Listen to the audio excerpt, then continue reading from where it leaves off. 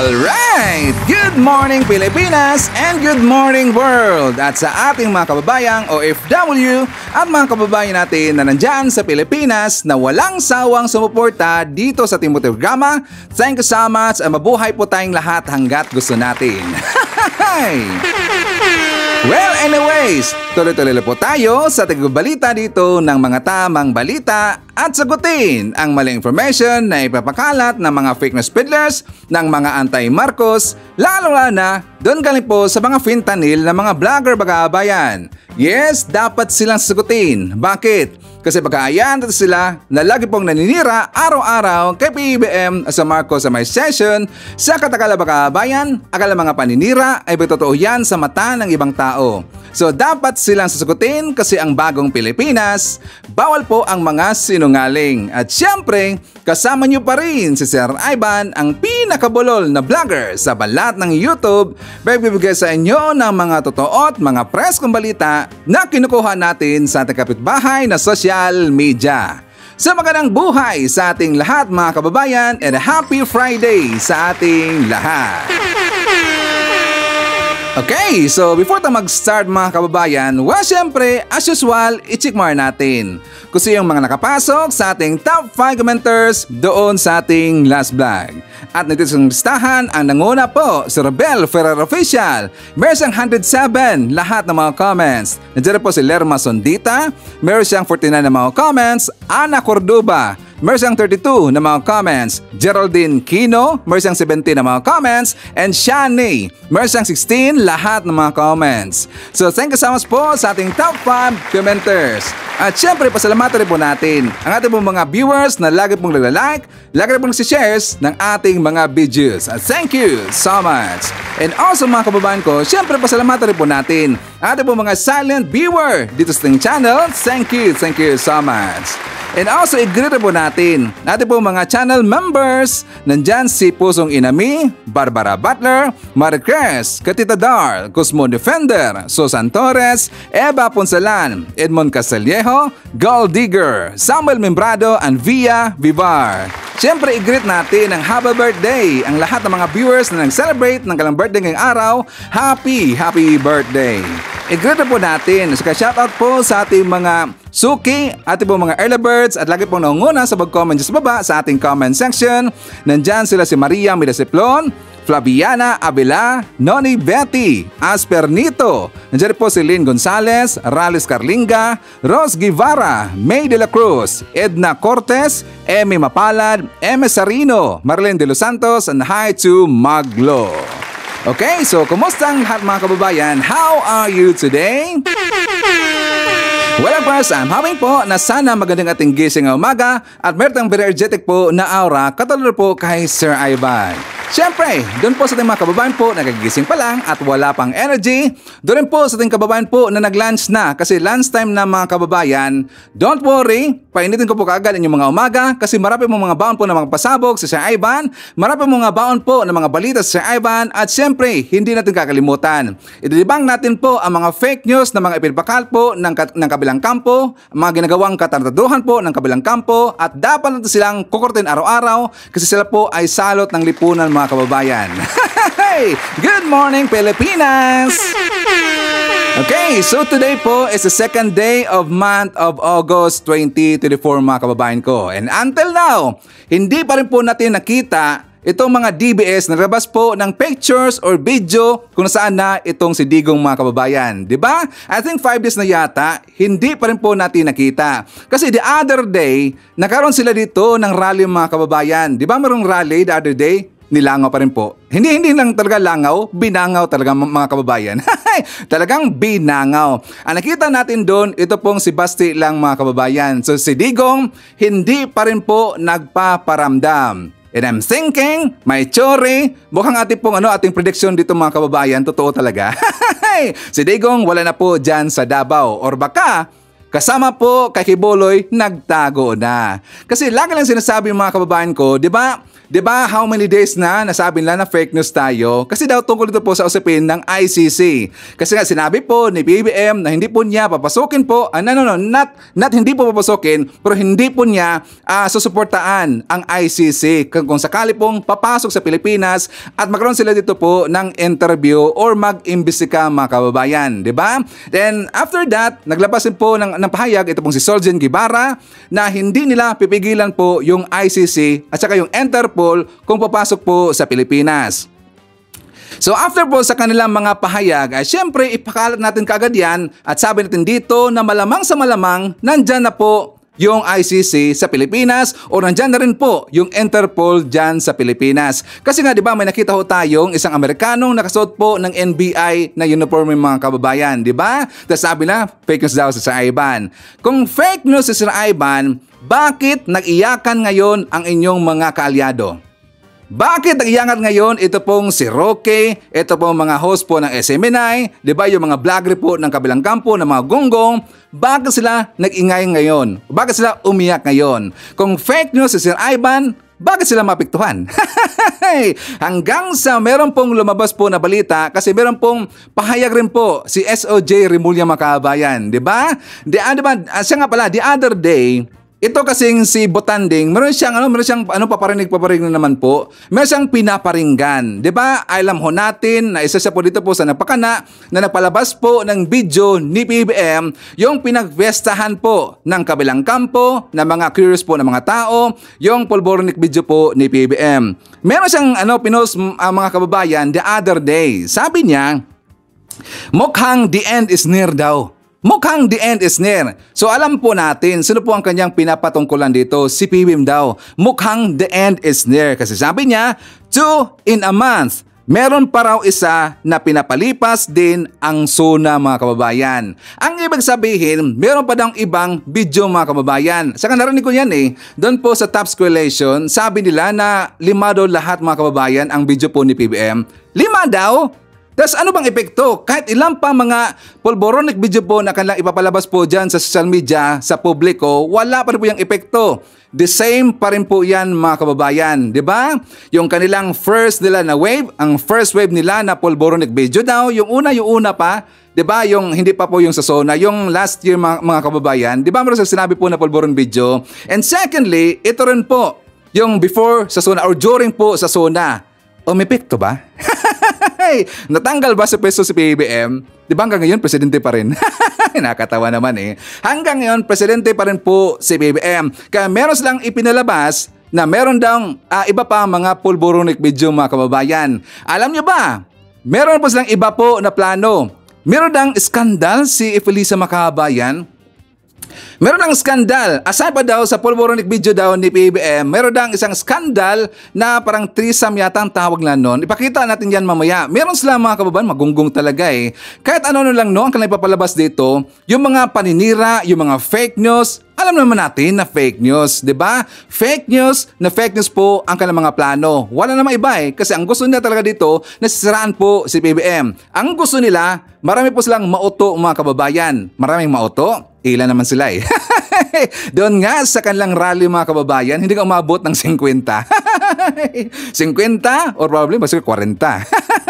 So dahil po nagpalabas, ito pong si Roque Makabayan, kinaumagahan, yun na po ang statement ni SOJ Remulla. Na sabi niya, di ba una niyang bungad, sabi niya tungkol doon sa sinabi po ni Soljen na hindi sila tutulong sa ICC kung sakali mang sila po mag-imbestiga sa Pilipinas, doon po sa human rights issue versus sa mga Duterte. Di ba sabi po ni Soljen, hindi sila makikialam. Pero hindi nila pipigilan kung sakali pong papasok ang ICC tsaka yung Interpol sa Pilipinas.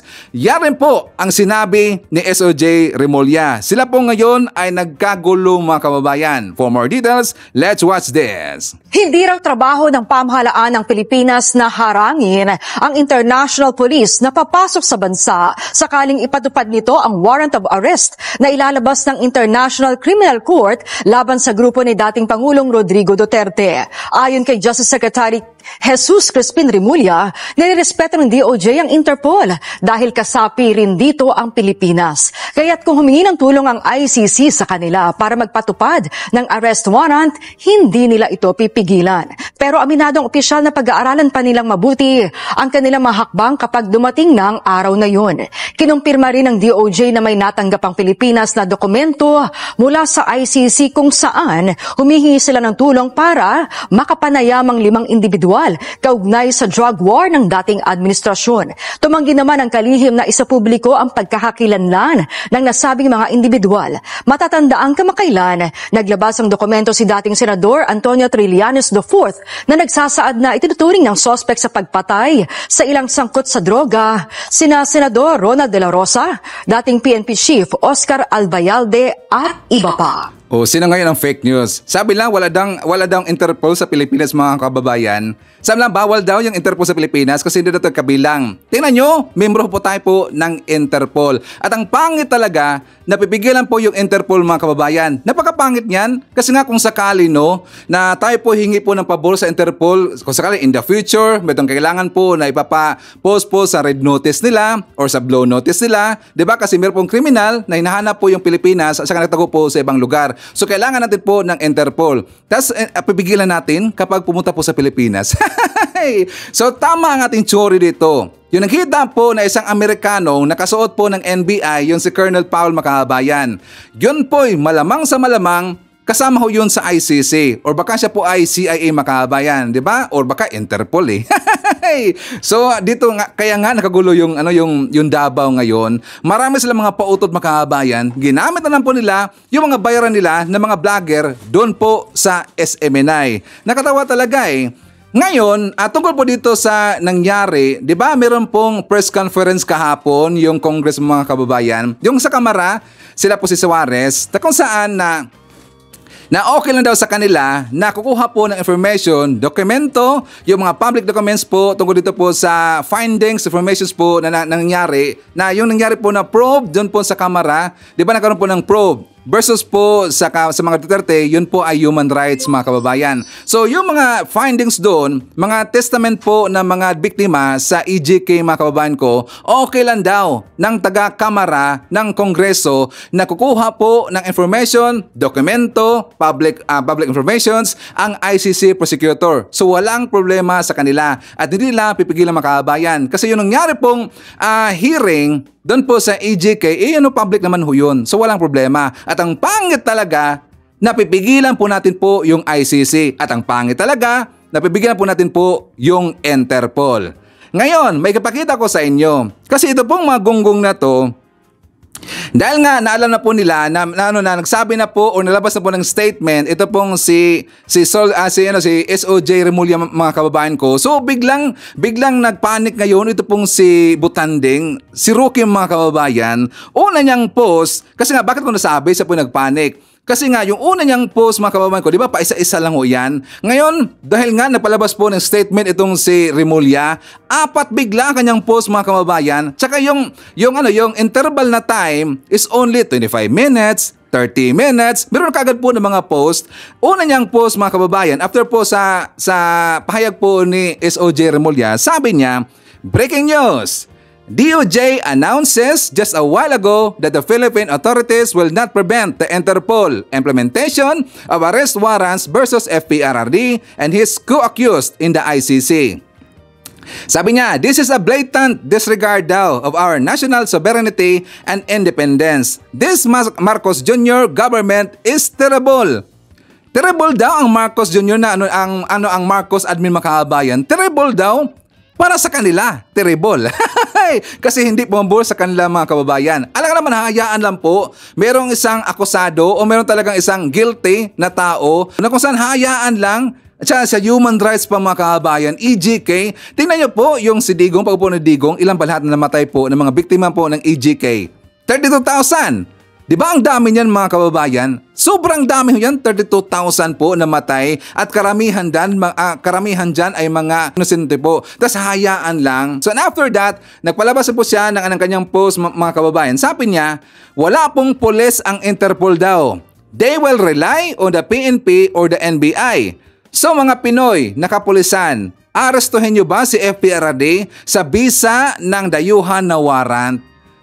Sabi niya mga kababayan ko, okay lang ba daw sa kapulisan na arestuhin nila si Digong na bisa ang warrant daw galing daw sa dayuhan mga kababayan? Well, kung ako yung pulis okay. Walang problema yan sa akin. Kasi nga, syempre kapag hingi po ng pabor, yung ICC or yung Interpol, pagbigyan po nila yung Interpol. Lalo na yung Interpol kasi nga kabilang tayo dyan. Diba? Membro po tayo ng Interpol. So walang problema po sa hanay po ng kapulisan na dadakpin or serve po yung warrant of arrest kay Digong. Even yung warrant of arrest na yan ay galing po yan sa dayuhan. So okay lang. Pero hindi po yan okay sa kanila mga kababayan, di ba? So sabi pa dito, sunod-sunod talaga Sabi niya, notice to all law enforcement agents, the service of warrant of arrest and any arrest consequent thereto issued by a foreign court is illegal daw. Illegal daw and will constitute the felony of illegal detention. Please be guided. Attorney Harry Roque, counsel to former Digong, member daw ng ICC list of counsels mga kababayan. So tinakot niya ang kapulisan natin na illegal daw yang pag-serve of warrant of arrest kapag galing po sa dayuhan mga kababayan. Illegal daw yan. Ginawa niyang uto-uto ang mga kapulisan natin. Wala bang legal team ang PNP mga kababayan? Wala bang legal team ang NBI? Di ba sa NBI karamihan dyan mga attorney, mga abogado mga kababayan? Gagawin niyang tanga, hindi mo yung mga buboy.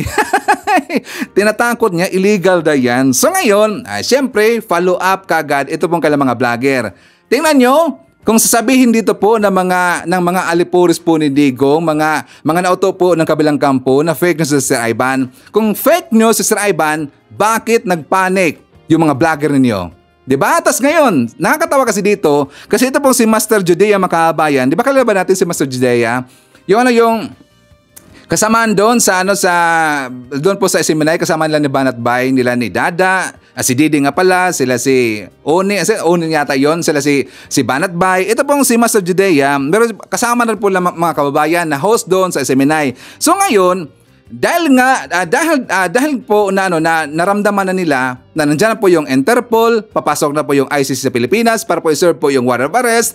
Ngayon, talagang pinagsabihan na dito hindi maganda po yung kapulisan natin. Parang sinumbatan mga kababayan. Nanumbat siya. Sabi pa nga una hindi sa panunumbat pero sumbatin na rin natin. Gunggong talaga Nanumbat siya kasi daw, siyempre, maserve na po yung warrant of arrest po ni Digong, makukulong na itong si Digong. So, ang sabi nila, hindi ba daw sila makukonsensya na dinoble daw ni Digong ang kanilang sweldo mga kababayan. Nanumbat ang gunggong. For more details, let's watch this. Na imbis na itong mga kapulisan natin ay malalapitan, ngayon ay kinatatakutan na naman sila ng taong bayan. Alalahanin nyo po sa ating mga kapulisan, hindi ko naman nila lahat, pero hindi naman sa nanunumbat, pero sumbatan na rin natin na walang ibang presidente ang dumoble sa inyong mga sweldo, kundi si Pangulong Duterte, dating Pangulong Duterte. At ngayon, ang ginagawa nyo, ino-oppress nyo yung kanyang lugar.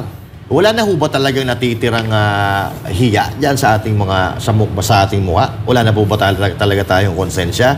Kasi kayo nga, imbis na lalapitan kayo, kinatatakutan kayo ngayon. Yun nakita natin sa balita, di ba? So yan ang sinasabi ko Pagka ganyan, hindi nyo po kasi yan maitatago Makikita at mararamdaman yan ng taong bayan. Hindi na hubulag. May mga social media na po tayo ngayon. At lahat ng kilos ninyo, lalo na po, at nagba-viral, pinag-uusapan kayo, aabangan po yan ng taong bayan. Alam nyo po, itong mga bagong vlogger ng Seminay, mga bubo mga kababayan, mga ubob talaga mga gunggong.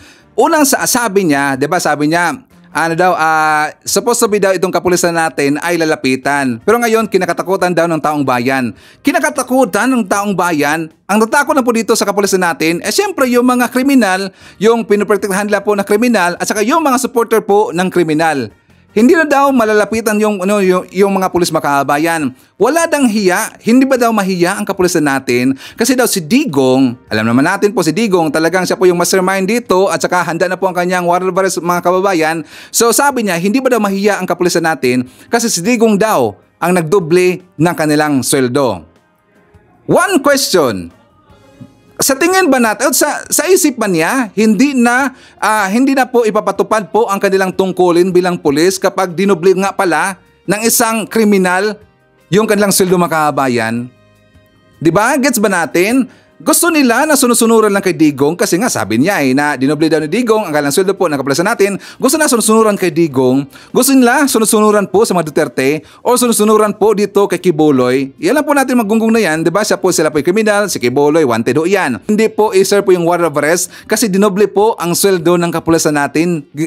Dinoble daw ni Digong mga kababayan. Diba ang pangit niyan? So parang gusto nila, ayaw na magtrabaho ang mga kapulisan natin. Gusto nilang gawin po na king and queen yung kabilang kampo. Ganun ba ang gusto lang mangyari? Bobo talaga di ba? Gusto lang utuin dito ang kapulisan natin. Ang kapulisan natin, sumunod lang po sa mandato. Sumunod lang po yan sa batas. Kung meron nga palang kriminal, ibig sabihin hindi na po nila iserve po yung warrant of arrest, 'di ba? Tas ngayon, talang nanumbat makabayan. Nung una sabi pa nga niya sa hindi panumbat pero subateran po natin. Gonggong talaga Ganyan ba yung mga vlogger ng kabilang kampo ang kikita ng utak mga kababayan? Isa pa. Ito pong si Boss Dede. Boss Dede, si Dada mga kababayan ko, ang laki ng katawan nito pero ang utak ang liit man naman. Sabi niya, bakit daw sininggle out ngayon ang Davao? Bakit daw ang daming police daw, nakaroon dito po ng police visibility, so maraming police po sa Davao ngayon. Pero bakit sa Davao lang? Dapat daw sa buong bansa mga kababayan. So before po maglabas tayo ng ating opinion, ipakita ko muna sa inyo po ito pong vlog po ni Boss Dede. For more details, let's watch this. Okay naman tong ganito, mga police visibility. Okay to. Bakit dito lang? Kaya nga. Kung gusto nyo palang gawin to, sana sa buong Pilipinas gawin nyo na. Kasi unang-una sa lahat, nasasayang kung dito lang natin inuubos yung oras ng mga polis, napakaraming mga lugar sa buong Pilipinas na napakagulo. Bakit dito sa Davao na payapa naman, meron kayong mga kanto-kantong police visibility eklat, dito sa Metro Manila, pang-5 sa buong mundo na pinaka magulo, riskiest city, pero walang ganitong nangyayari. Kaya ano ba talaga? Niloloko nyo kasi yung tao. Alam nyo, wala nang tiwala ang mga mamamayan sa inyo. Sa katunayan, muhing-muhi na sa inyo yung taong bayan. Lahat talagang kine-question na yung inyong, kumbaga yung inyong puso sa paglilingkod. Kayo ba ay naglilingkod para sa mamamayang Pilipino o para lang sa mga nasa gobyerno? So kayo pa ba ay Philippine National Police? O di ba inatake nila yung PNP mga kababayan. Sabi lang muhing-muhi na daw sa kapulisan natin yung taong bayan. Taong bayan na naman, dapat sabihin nila yung mga membro po ng kulto ni Quiboloy. Dapat ganon, hindi po taong bayan. Yung membro po ng Maesog Rally, yung mga kasamaan po o yung mga tauhan po ni Digong, dapat ganon. At saka yung mga vlogger ng kabilang kampo, dapat ganun, taong bayan. Hindi po kami kasama at wag mo kaming isama. Kung muhing-muhi daw, meron po akong trust sa ating kapulisan. Ginagawa lang po ng kanilang tungkulin bilang isang pulis. Sinunod lang po nila ang mandato nila galing po sa taas mga kababayan.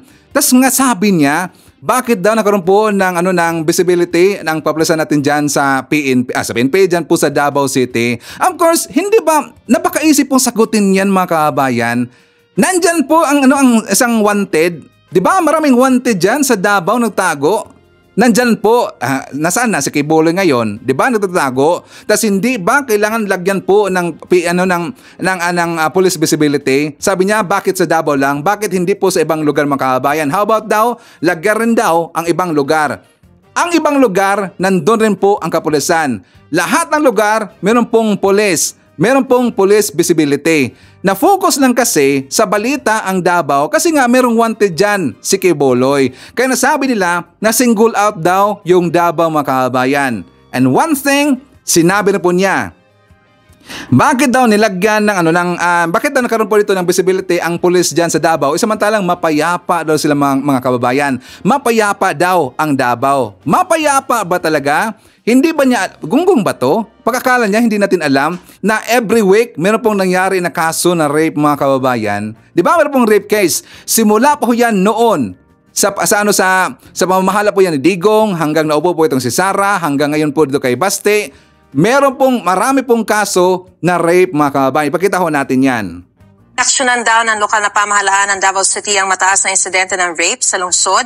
Nasa 42 insidente ng rape ang naitala ng Philippine National Police sa Davao City para sa second quarter ngayong taon. Mula 2010 hanggang 2015, ikalawang lungsod sa may pinakamataas na insidente ng rape na umabot sa mahigit 800. Paliwanag na alkalde, tinutukan na ito ng Davao City Peace and Order Council noong isang taon pa. Inatasan daw ang Davao Social Services and Development Office na magsaliksik at magsagawa ng mga programa para maiwasan ang insidente ng rape sa lungsod.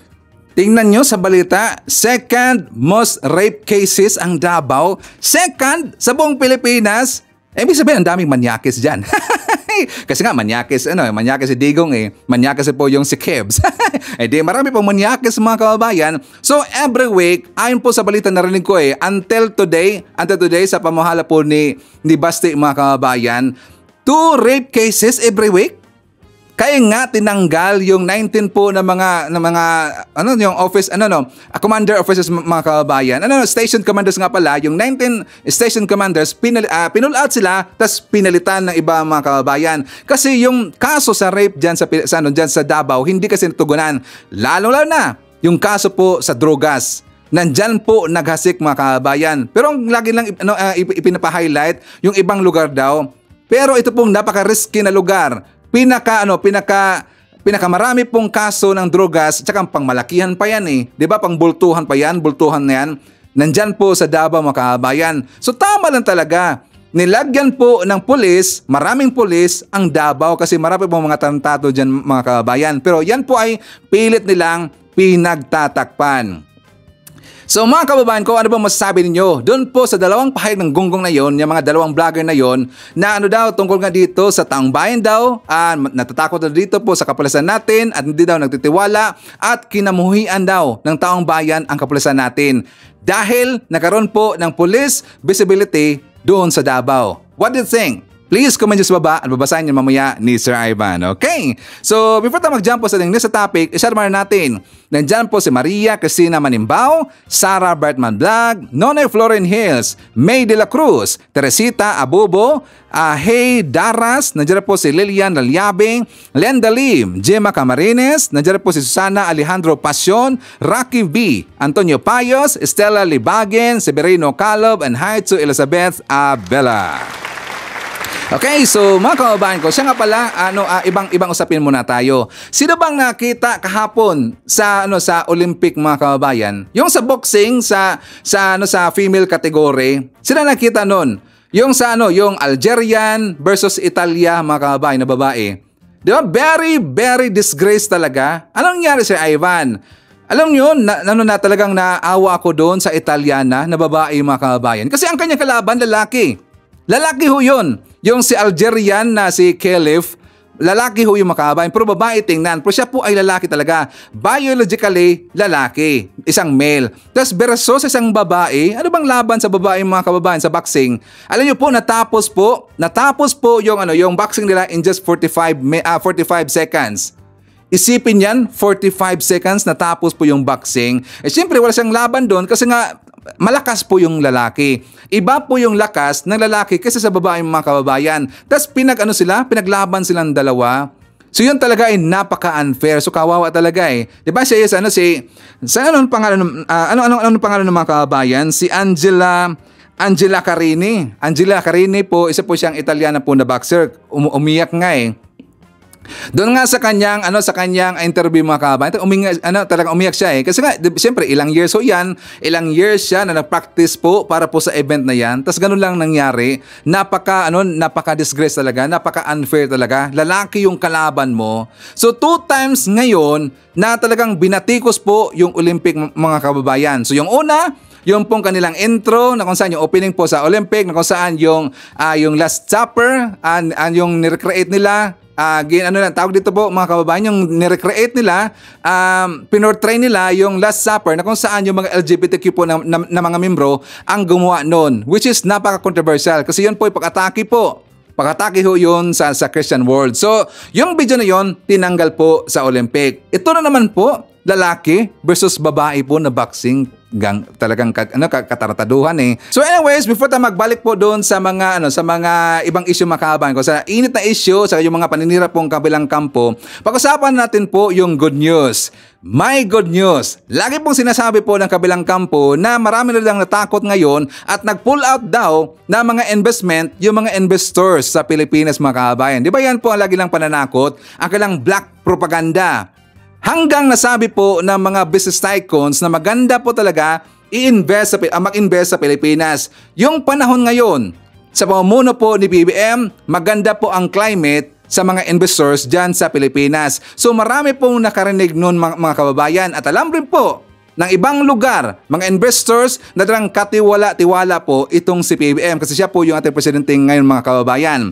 Ngayon, pagkita ko sa inyo, kasi meron pong good news, kasi meron pong isang Thailand po na negosyante, pinakamalaki po na kumpanya sa Thailand mga kababayan, mag-invest sa Pilipinas ng 1.5 billion US dollar. Isang mega farm mga kababayan. For more details, let's watch this. Nakakuha na naman ang Pilipinas ng panibagong foreign investments. Ito ay mula sa pinakamalaking private company sa Thailand na Charian Port Fund. Kahapon ay nakapulong ni Pangulo Ferdinand R. Marcos Jr. si Chairman Chris Chervinont upang talakayin ang iba't ibang usapin, lalo na ang agriculture projects. Sa tayo sa Pangulo, nangako ang kumpanya ng 1.5 bilyong US dollars na ininvest sa Pilipinas at ang unang bugso nito ay ang 10,000 hectare na modernized mega farm. Lubos naman ang tuwa ng punong ekutibo sa plano at pangako ng CP Group na palawakin pa ang kanilang operasyon dito sa Pilipinas. Nagpabot din si Pangulong Marcos Jr. ng best wishes kay Chairman Chris na tinuturing niyang kaibigan gayon din sa patuloy na tagumpay ng CP Group. Mahalin ang wikang pambansa. Yan ang panawagan ni Pangulong Ferdinand R. Marcos Jr. sa pagdiriwang ng Buwan ng Wikang Pambansa ngayong Agosto. Ayon kay Pangulong Marcos, ang pagdiriwang ng Buwan ng Wikang Pambansa ay mahalagang paalala sa mga Pilipino na mahalin ang wika ng bukal sa puso. Gayunman, sabi ng Pangulo, hindi lang paalala ang National Language Month, kundi imbitasyon sa lahat na ipagpatuloy ang pagpapayaman sa ating wika. Hinikayat pa ni Pangulong Marcos sa mga Pilipino na tangkilikin ang mga panitikan na tiyak na magpapalalim sa pag-ibig sa ating bayan at makapanghihikayat sa bagong henerasyon na tangkilikin ang sariling atin. Atin-ani ang isa puso at isa isip ang mga likhang ito upang higit na yumabong ang ugnayan ng bawat Pilipino tungo sa isang bayang maunlad, malaya at nagkakaisa. Ilan sa mga benepisyo ng pagkakaroon ng common language o wikang panlahat ay ang ambag nito sa paggamit ng kalayaan ng bansa. Alinsunod sa Proclamation No. 1041 noong July 15, 1997 na nilagdaan ni dating Pangulong Fidel V. Ramos ang Agosto bilang Buwan ng Wikang Pambansa o National Language Month. Iba't ibang serbisyong pangkalusugan ang inihandog sa mga residente ng Quezon City kasabay ng paglulunsad ng Love for All program na pinangunahan ni First Lady Liza Araneta Marcos at ilan pang opisyal. Yan ang ulat ni Joshua Garcia.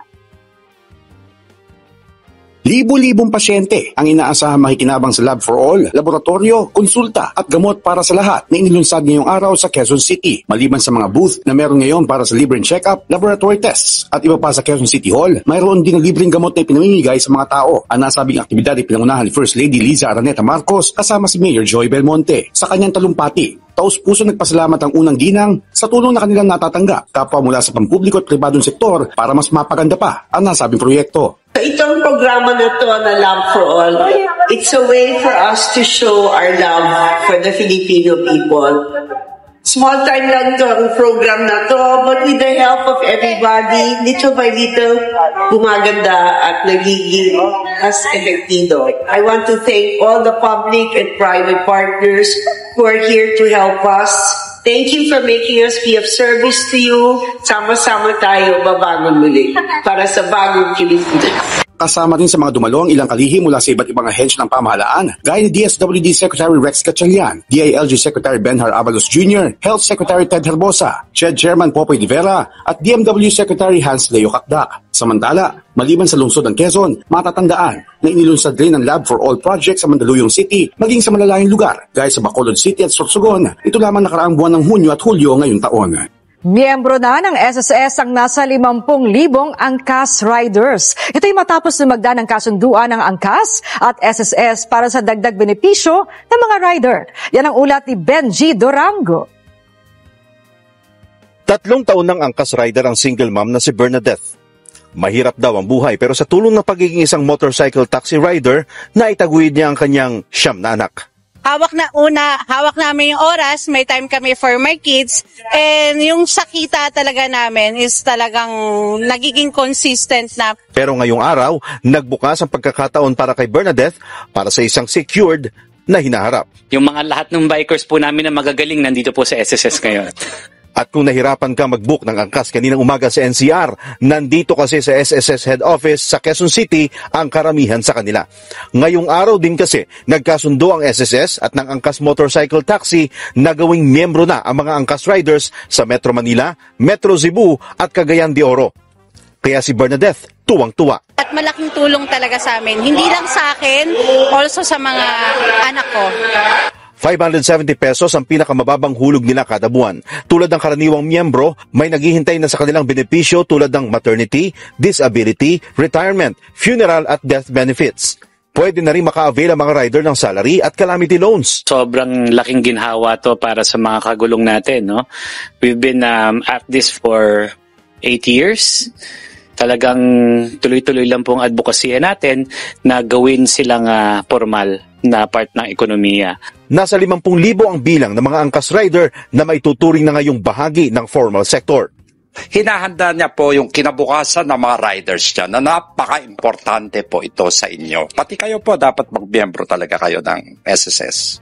Ambisyon ng SSS na makapag-miyembro ng 4 na milyong manggagawa ngayong taon at malaking tulong ang kasunduan na ito para makuha ng SSS ang kanilang target. Alam niyo po mga kababayan, malaking palaisipan ngayon no kung bakit ngayon lang po naisipan ng taga-Angkas Company na magmiyembro sila dito sa SSS. Ngayon lang naisipan, di ba, yung angkas doon sa panahon po yan ni Digong mga kababayan, bakit hindi po lang naisipan po na magmiyembro po sa SSS during sa Duterte admin? Siguro walang tiwala mga kababayan kasi nga Duterte. Ngayon lang po nila naisipan po na magmiyembro dyan sa SSS kasi nga Marcos admin na ngayon. Okay? So anyways, dyan tayo po sa ibang usapin. Naalala ba natin yung meron silang ipinakalat po na picture mga kababayan, yung tungkol po sa di ba, merong dump truck na may ipinakita po na people of Davao daw. Tapos nilagay nila doon sa kanilang captions na kung saan sa ating pagkakaintindi na ganito daw tumulong yung Davao, walang nakalagay na name po na politiko. Kasi yun po ang kanilang ibig sabihin mga kababayan. Kasi nga ang kanilang pinaparinggan noon yung Tingog Party List. So nagpalabas sila ng picture ng dump truck na dyan po sa Davao City, which is napakalaman natin, di ba yan po ay 2022 pa mga kababayan. During po yan sa isang bagyo doon sa Davao. Year 2022 pa po yung picture na yan at sila po ay napahiya talaga mga kababayan. Alam nyo ba, nagkalit-silit sila, nagkagulo mga kababayan, parang naturuan parang ganito daw nangyari, hindi daw yun, error lang daw yun, maraming mga palusot. Ipakita ko na sa inyo, ito pong vlog po ni Joy de Vera. For more details, let's watch this. We're going to look at the statement of Davao Edge. Ayan, si Davao Edge, yun rin yung niya, Harvey Lantis, head of ganyan, descending financial assistant, kineme, ganyan. Pero hindi na siya naglagay ng mga picture ng mga ano-ano. So parang feeling ko, nagkaroon talaga ng confusion sa paggamit ng photos. Ayun. So ngayon parang sa akin, okay. So ngayon, kung kunwari yung photo is from 2022, diba? Kung kunwari yung photo is from 2022, ano yung problema ninyo? Fake ba natutulong ang Davao? Sa Germany at na-picture na nasa Taylor Swift concert. Kasi ang problema kasi ang pa-plastic ninyo na parang yung mga ganitong klaseng mistake, napaka-intolerant yung mga putang ina nyo. Putang ina mo ka dahil sobra kang gigil na gigil dyan sa error na yun. Na basically, front page din naman talaga yung may kasalanan doon.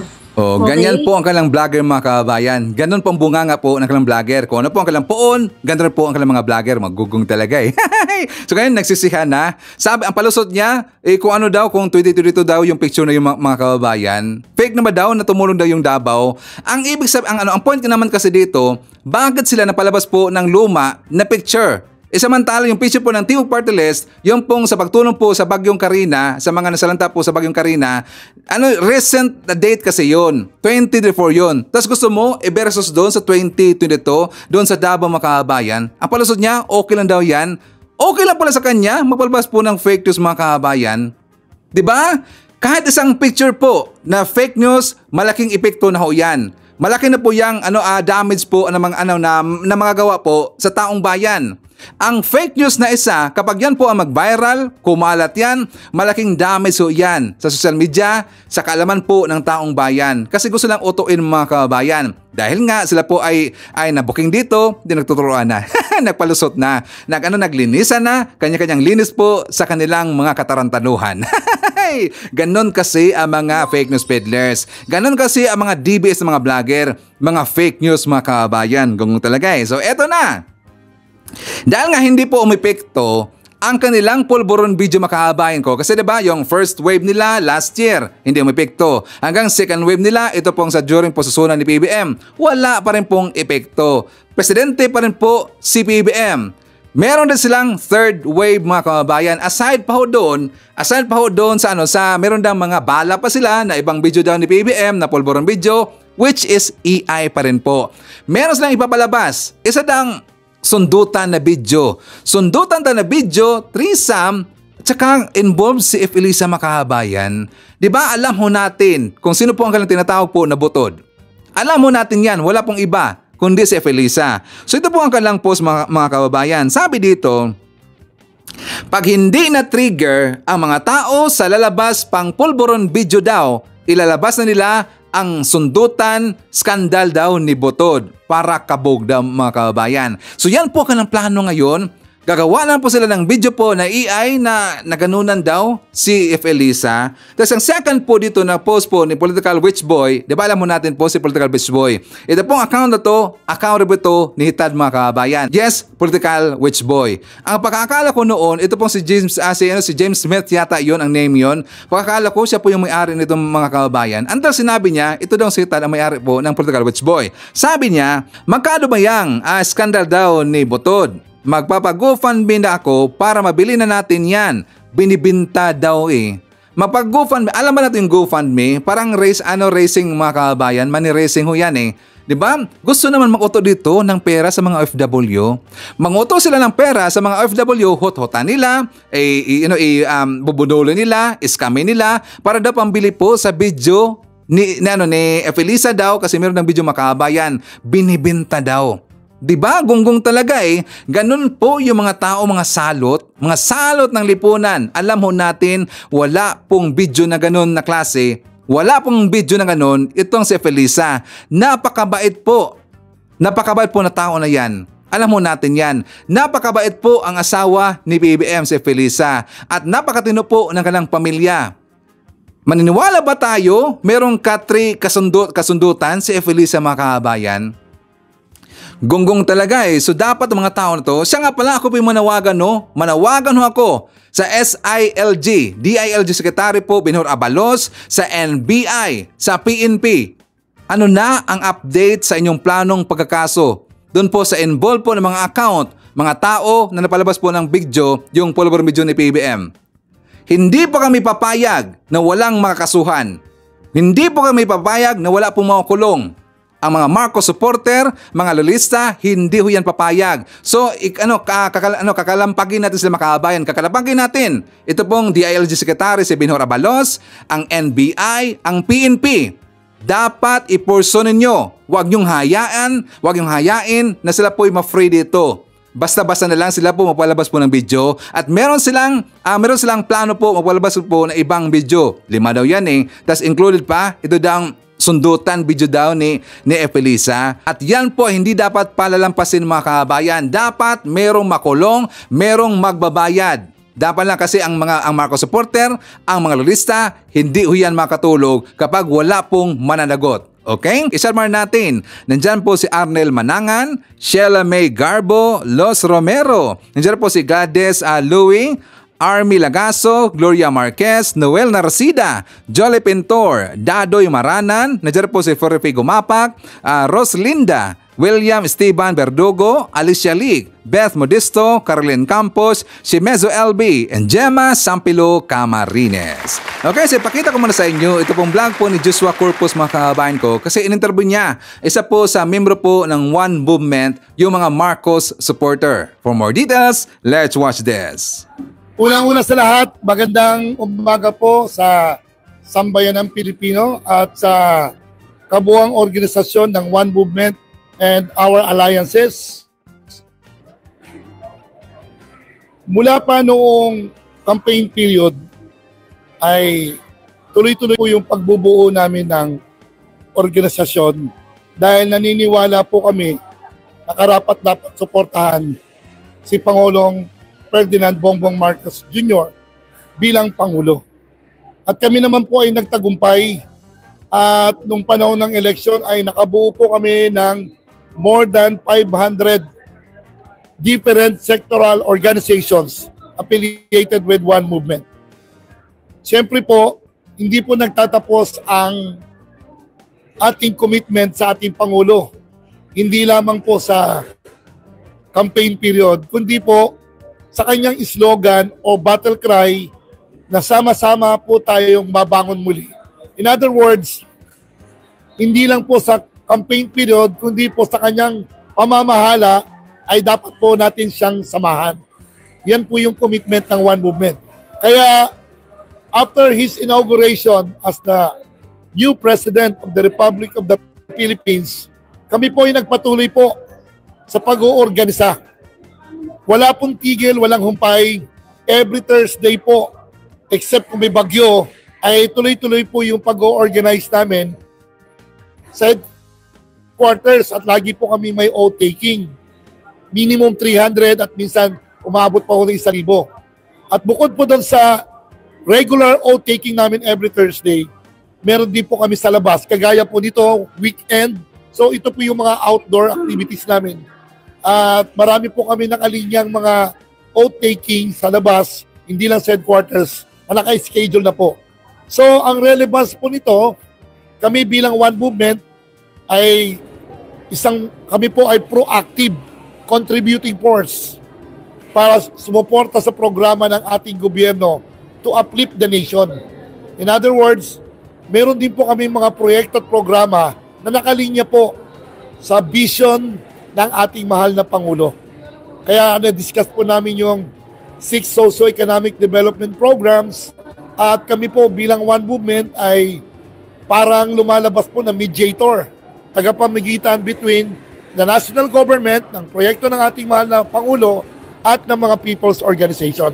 Yan po yung aming contribution at hindi po kami tumitigil at tuloy-tuloy po namin pong kinakampaign ang mga programa ng ating mahal na Pangulo. Okay, mensahe niyo po kay Ms. Mara na bilang parehas kayo na sumusuporta kay Pangulo at ngayon nakialit din sa programa din ng One Movement. Ako'y unang-una, congratulations kay Ms. Mara Tamundong dahil siya po ay nakilahok at nanumpa bilang regular member ng One Movement. Ay umaasa rin po kami sa kanya na sasamahan niya kami sa mga programa at proyekto ng One Movement alang-alang sa ating mahal na Pangulong BBM sa kanyang goals and mission and vision at alang-alang po sa ating mahal na bansa. And for the glory of our Almighty God, ito po yung mga ginagawa natin. Okay, so sa Maisog Rally, yung Maotog Rally mga kababayan ko. Siya nga pala sa mga haters, membro po dito sa Maisog Rally, dapat nga ganyan ang ginagawa ninyo dapat ipaalam nyo sa taong bayan yung mga nagawa po ng mga proyekto po ng ating gobyerno, mga ginagawa po ng mga proyekto po ng ating gobyerno at ang plano po ni PBBM. Dapat ganyan ibabalita ninyo, hindi yung puro paninira. Gusto nyo pong tatanggalin po sa peso si PBBM, gusto nyo ipalit po itong si Sara mga kababayan bilang presidente. Kaya ba ni Sara maging presidente? Hindi talaga eh. Wala po sa kalidad po ni Sara Duterte ang magiging presidente. Kunting issue lang, kunting problema, parang bata. Diba? Parang tinutupak agad mga kababayan. Tinutupak kaagad, magtantrum. Ganyan ba na klase ni presidente gusto natin? Diba? Pangit talaga eh. So para po kamo ay mapuslan, sa Bisaya, mapuslan, mapakinabangan po yung mga gonggong na yan, yung maisog rally na yan, dapat ganyan na klase ang inyong gagawin. Katulad po sa one movement. Para hindi kayo magiging salot ng lipunan. Kayo kasi ay salot ng lipunan eh. Di ba? So ipapakita ko rin sa inyo mga kababayan ko kasi nga hanggang ngayon ang pinag-ingay nila doon sa the other day lang na rally nila, nandun po si Baste, nandun po yung mga Alapores, tungkol pa rin po. Na-insert kasi doon, ito pong pagpatanggal po, or natanggal, binawasan ng sekretary, ito pong si Sara mga kababayan ko. Nabanggit doon sa rally nila, ito pong binawasan daw si Sara ng sekretary, sinupil na ngayon ng ating gobyerno, tinanggalan daw, sabi pa nga nila, tinanggalan daw ng sekretary para daw mamiligro mga kababayan ko. Para daw mamiligro itong si Sara. Hindi ba nag-isip na ang dami pa po ng sekretary po ni Sara mga kababayan? 358 pa po. Tas ibinalik po ni Chief Marbel yung pong 45 po lahat na pulis mga kababayan ko. Nung una, di ba 75 yun? Pero ibinalik po yung 45. So 358 plus 45. Ganun po kadami ang sekretary ni Sara Duterte. Tapos siya ngayon magdadrama, magpabiktim mga kababayan. Ito po ay pamumulitika. Bakit? Kapag siya po ay mag-ingay mga kababayan, hindi kasi siya mawala sa limelight. Kasi siya po ito ay manahimik lang, hindi gagawa po ng mga issues, siya po ay makalimutan mga kababayan. So yung ginagawa niya, yan pong style na yan, katulad po kay Digong, magpagalit-galit kaagad, damadama kaagad, pabiktim kaagad. Ang kulang lang dito po ni Sara, magmura mga kababayan. Digong na talaga eh. Di ba? Okay, so hanggang siya po'y pinagtanggol. Pinagtanggol siya ni Eric Makabayan. Ipakita ko muna sa inyo ito pong pinag-ingay ngayon ni Eric. Walang kwenta talaga eh. For more details, let's watch this. General Marbel, pag may mangyaring masama sa Vice Presidente ng bansa, sa kanyang pamilya, their blood will be on your hands sapagkat ikaw ang nagmaniobra sa utos ng politiko. At lahat ng ito ay hindi mangyayari kung hindi ka rin inutusan ni Mr. Marcos Jr. na ipatupad ang isang kabaliwan na desisyon na tanggalan ng mga security personnel ang pangalawang Pangulo ng bansa. Sisingilin ka ng taong bayan. Tsak na darating yon. Flashback. Sinilip ng Commission on Audit ang aabot sa 433 security escort ni Vice President at Education Secretary Sara Duterte sa kanyang unang taon ng panunungkulan. O di ba? Hindi ba nakakahiya? Umiiyak si Sara dahil siya po'y tinanggalan po ng sekretary or binawasan po ng sekretary. Alam niyo po, dito po sa apat na to, dapat ang gagawin nila at dapat ang ginawa nila, pupunta sila sa mga ehensya na kung saan magtanong-tanong po at tutulong kung naman ang tulong ang pwede lang magawa mga kabayan. Katulad po ginawa po ni Kong Sandro Marcos. Di ba? Si Sandro Marcos, bata pa yan mga kababayan, pero napaka-mature na po mag-isip. Napasa po ito pong post po ni Sandro Marcos mga kababayan ko. Sabi niya, a productive meeting with the Chief of Staff of the Armed Forces, General Bronner, came with proposals on how we could further support our soldiers whose daily stipend is currently too low. We will ensure that this changes hopefully just in time for the passage of next year's budget. Dapat ganyan ang gagawin po ng ito pong apat po na itlog mga kababayan. Si Bato, si Robin Hood Padilla, si Bungo, pati po itong si Senator Amy Marcos mga kababayan. Dapat ganyan. Mas mature pa nga mag-isip ito si Sandro kaysa kanila mga kababayan ko. Diba? Ang kanilang prinitiktahan, yung si Sara lang po. Meron sila kasing personal na interest. Okay? So, share na po natin. Nandyan po si Caroline Campos, si Miso LV, hi to Victor Robin, Rosalie Cartera, Benito Carino, nandyan po si John Wick, and hi to Amy Griffel, Jenny Howard, isa na rin po natin si Jemson, si Jemboy, si Jeriel, and Regine of Mandabu, Cebu. Greetings from Rodolfo Randarambor of Tansa, Cavite. Hi to Ashen, Evelyn Garcia. Shout out kay Ma'am Ruth Ariola at saka sa kanyang co-workers dyan sa The Shores, Post-Acute of San Diego, California. Hi to Visitacion Garcia. Nandiyan po si hi to Alicia, Jenny, Kagawad Lutz, Phil at si Madero Sofia. Kasama niya si Ate Selma na nandiyan sa Pangasinan. Greetings from Rodelyn Lamsen na nandiyan sa New Zealand. And hi to Angelita Holsinger. Okay, so pakita ko sa inyo mga kababayan ko, ito pong vlog po ni Mike Abi. For more details, let's watch this. Mukhang pumapabor talaga yung mga congressman na kahit yung resulta at record sa kanilang investigation tungkol sa human rights violation ay pwede raw gamitin at pwedeng makuhang record ng ICC, prosecutor o yung nag-iimbestiga tungkol sa controversial na ito. At isa ho ito sa mga niliwanag ng mga kongresista sa regular press conference diyan sa Kongreso. At nandyan po si Congressman Dionisio ng Maynila, Congressman Suarez ng Quezon Province at Congressman Ace Barbers ng Surigao. At yung sinasabi ni Congressman Fernandez San Laguna tungkol diyan sa paggamit ng mga dokumento at record. Aba, pakinggan natin ito. Kakaiba po ito, ha? Pakinggan po ninyo. Human rights na pwede raw pong gamitin yung magiging tanong ng media. Ng probe ng human rights sa probe naman ng ICC against sa former President Duterte. And second question ko po, yung reaction lang din po doon sa sinabi ni Solgen Guevara, dalawang issue yan. Hindi nila pipigilan yung mga ICC investigators kung i-interview nila yung mga resource person tsaka yung mga suspect sa Pilipinas. Yan, press conference po kasi ito. Well, ako sa akin na Congressman Dionisio. Pagtulong sa ICC is one thing, but stopping them is another. Parang hindi magandang picture yung makikita kapag pinipigilan ng pamahalaan anyone who would like to inquire in such mga information. Also, yung public hearings naman natin regarding the EJ case and whatnot, lahat public documented naman yan eh. It's open to the public. If it's open to the public, it's open to ICC. And for sure, pwedeng gamitin nila yan as reference. Wow. Along the same line, dun sa sinabi ni Ernix, kaya nga sinabi natin na public hearing para po sa lahat ito. Ang mahalaga na pag-uusapan po natin doon, yung issue at nakikita po natin ang lahat ng maanggulo at nabibigyan natin ng pagkakataon na makapagsalita at makapagpaliwanag yung ating mga resource persons.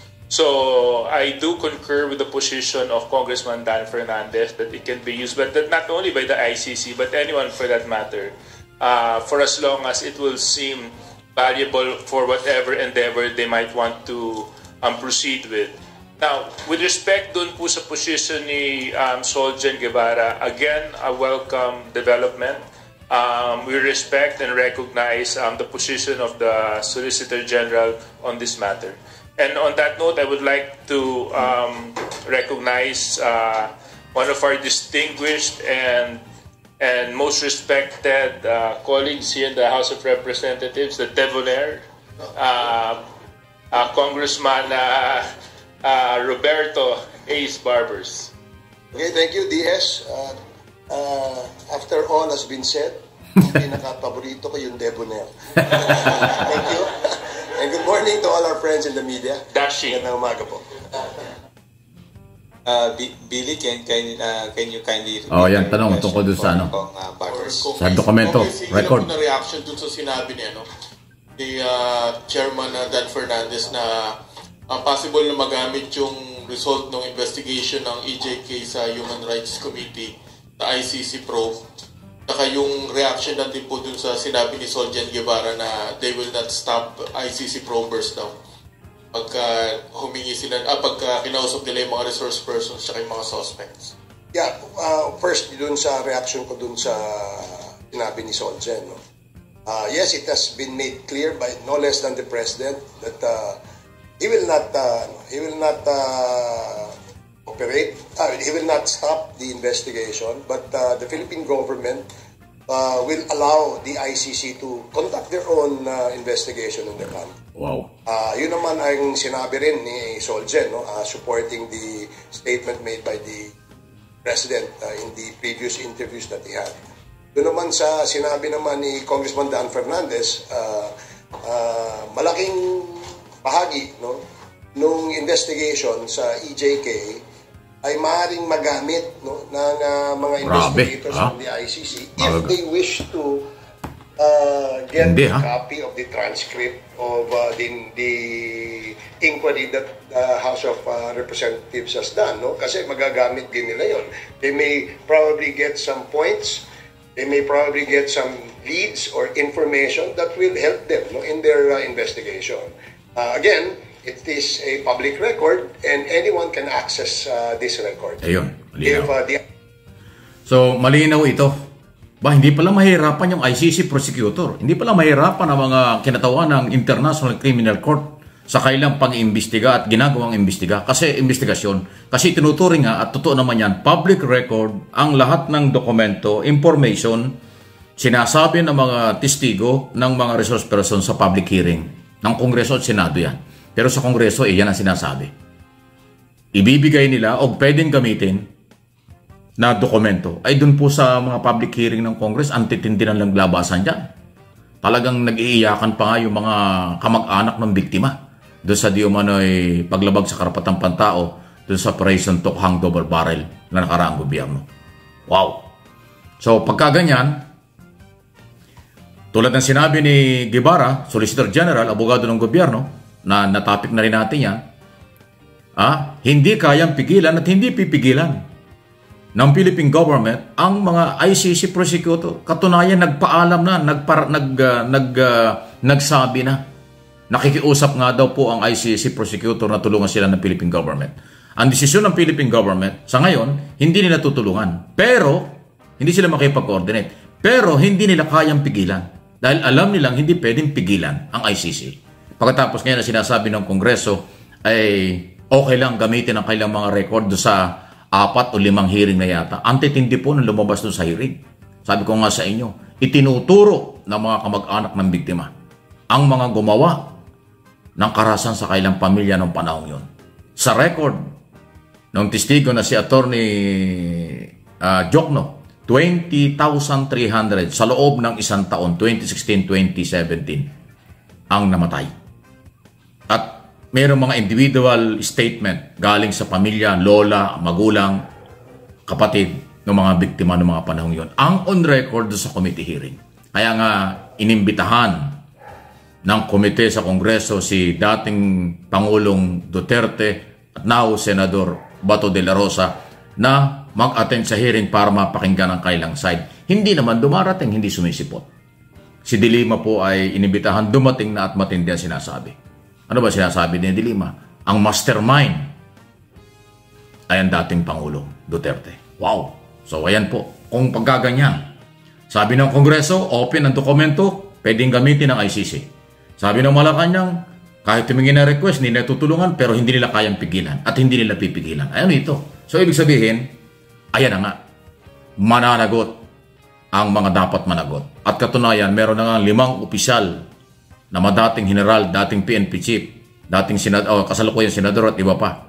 Nandiyan si De La Rosa, Albayalde, Villasar at yung iba pa na mga nabanggit na pangalan. Sabi nga ng Solicitor General, classified document yun, pero inilabas ni dating Senador Trillanes. At yun na nga, hindi ho dinideny ng ICC. Kasama nga yun doon sa mga naunang listahang iniimbestigahan. So hindi, inuulit ko, matindi po ito. Talagang may paglalagyan ang mga sangkot dito. Kasi hindi po itatago ng gobyerno at ng Kongreso ang ebidensya dahil public document.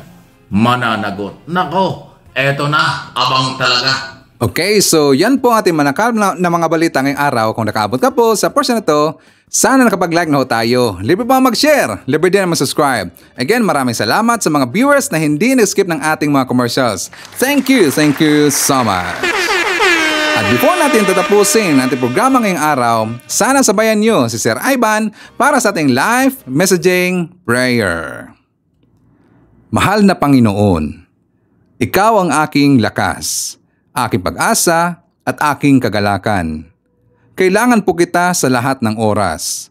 Pakiusap, protektahan mo po ang aking pamilya, mga kaibigan at sino mang nagbabasa nito. Dalangin ko na ang kamay ng Diyos ay hindi titigil sa pagtulong sa atin sa mahihirap na sandali ng buhay. Naway alisin ng Diyos ang ating pasakit, mga alalahanin at problema at palitan ang mga ito ng kalusugan, kaligayahan at kapayapaan. Sa ngalan ng ating Panginoong Jesucristo, Amen. So maraming salamat mga kababayan, and I hope to see you again on my next video.